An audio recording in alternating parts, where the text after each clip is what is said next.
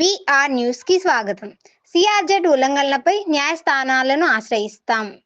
రాష్ట్ర మానవ హక్కుల వేదిక బాపట్ల చీరాల నియోజకవర్గంలోని సముద్ర తీర ప్రాంతంలో సిఆర్జెడ్ ఉల్లంఘనలపై ఉన్నతాధికారులకు ఫిర్యాదు చేయడమే కాకుండా అవసరమైతే న్యాయస్థానాలను ఆశ్రయిస్తామని ఆంధ్రప్రదేశ్ రాష్ట్ర మానవ హక్కుల వేదిక పేర్కొంది.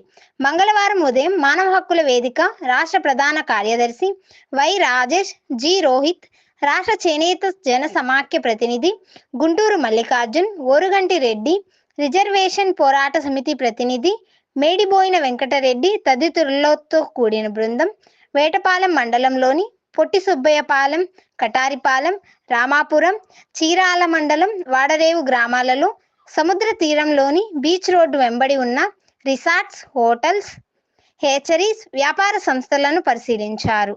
ఈ సందర్భంగా వేదిక ప్రతినిధి రోహిత్ మాట్లాడుతూ సముద్ర తీర ప్రాంతంలో జరుగుతున్న చట్ట వ్యతిరేక కార్యకలాపాలపై ఇటీవల మీడియాలో వరుస కథనాలు వచ్చిన నేపథ్యంలో పర్యావరణ సమస్యలపై పనిచేస్తున్న వేదిక చీరాల ప్రాంతాన్ని పరిశీలించడానికి వచ్చినట్లు ఆయన తెలిపారు. నమస్కారం అండి, నా పేరు రోహిత్, మానవ హక్కుల వేదిక హ్యూమన్ ఫోరం రాష్ట్ర కార్యదర్శి. ఈరోజు మానవ హక్కుల వేదిక రాష్ట్ర చేనేత జన సమాఖ్య కలిసి బాపట్ల జిల్లా వాడరేవు వేటపాలెం మండలంలో చీరాల మండలంలో వాడరేవు దగ్గర నుంచి పొట్టి సుబ్బయ్యపాలెం వరకు రామాపురం, కటారిపాలెం ఈ గ్రామాల్లో ముఖ్యంగా సిఆర్జెడ్ ఉల్లంఘనల గురించి నిర్ధారణ చేయడం జరిగింది. ఇప్పుడు ఇక్కడ సిఆర్జెడ్ ఉల్లంఘనలు ఏ స్థాయిలో ఉన్నాయంటే సుమారుగా ప్రతి 330 మీటర్లకి ఒక భారీ రిసార్ట్ నిర్మాణం చేపట్టారు. కాకపోతే నిర్మాణ దశలో ఉన్నాయి. అది పూర్తిగా మనకి సిఆర్జెడ్ 3 ప్రాంతం కింద వస్తుంది. సిఆర్జెడ్ 3 ప్రాంతంలో మనకి పోటోల హైటైడ్ లైన్ నుంచి కనీసం 200 మీటర్ల వరకు ఎటువంటి నిర్మాణాలు చేపట్టడానికి వీల్లేదు. కాకపోతే వీళ్ళు పోటాల నుంచి 200 మీటర్ల లోపల నిర్మాణాలు చేపట్టడం కాక పూర్తిస్థాయి నిర్మాణాలు చేపడుతున్నారు. అది కాక చేపట్టిన కాక తీర ప్రాంతం మొత్తాన్ని, ప్రతి రిసార్ట్కి ముందు తీర ప్రాంతం మొత్తాన్ని అక్కడ ఉన్న న్యాచురల్ గ్రీనరీ క్లీన్ చేసేస్తున్నారు.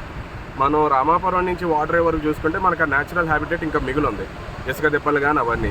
అదే మనం రామాపురం నుంచి పొట్టి సుబ్బయ్యపాలెం వరకు చూసుకుంటే ఇసుక దెబ్బలన్నీ చదువు చేసేసి ఇల్లీగల్గా అక్రమంగా వాటిని నైట్ పూట పార్టీలకు కానీ ఫంక్షన్లకు కానీ వాడుకోవడం చేస్తున్నారు. ఇది పూర్తిగా ఇల్లీగల్.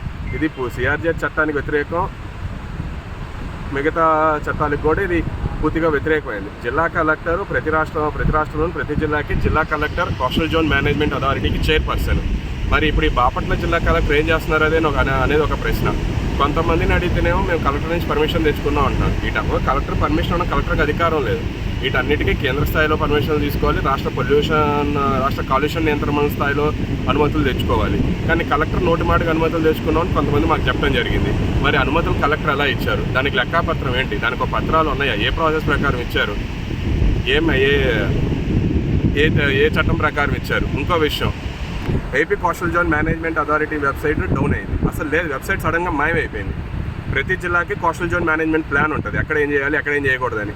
అసలు ఇప్పుడు AP coastal zone management authority వెబ్సైటే మాయమైపోయింది.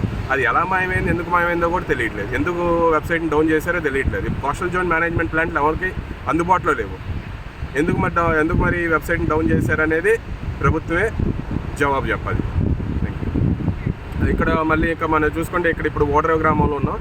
ఇక్కడ బుద్ధా రిసార్ట్స్ అని చెప్పి బుద్ధా రిసార్ట్స్ ఉంది. అక్కడ బుద్ధా రిసార్ట్స్కి ఇక్కడ మనం చూసుకుంటే సముద్రం నుంచి గట్టిగా 20 మీటర్లు ఉంటుందో మహా అయితే. సముద్రం నుంచి 20 మీటర్ల దూరంలోనే వాళ్ళు బుద్ధా రిసార్ట్ నిర్మాణం చేపట్టారు. ఇక్కడ స్థానిక జర్నలిస్టులు నాగార్జున రెడ్డి వీళ్ళు ఫిర్యాదు చేయగా ఆ రిసార్ట్కి నోటీసులు ఇచ్చారు. నోటీసులు ఇచ్చినా కూడా ఇప్పుడు మనం ఎక్కడే చూడొచ్చు, దాని నిర్మాణం కొనసాగుతూనే ఉంది. ఈ సముద్రం నుంచి 20 మీటర్లు ఉంది. ఇంకా హైటైడ్ లైన్, సిఆర్జెడ్ అవన్నీ వదిలేయండి, సముద్రం నుంచి 20 మీటర్లు ఉంది. ఇది పూర్తి బ్లెటెంట్లీ ఇల్లీగల్ ఇది అసలుకి. మరి దీని వెనకాల ఎవరున్నారు, ఎవరి మద్దతు ఉంది, ఎవరి మద్దతుతో ఈ నిర్మాణాలు చేపడుతున్నారు అనేది ప్రభుత్వమే జవాబు చెప్పాలి మరి వాళ్ళకి.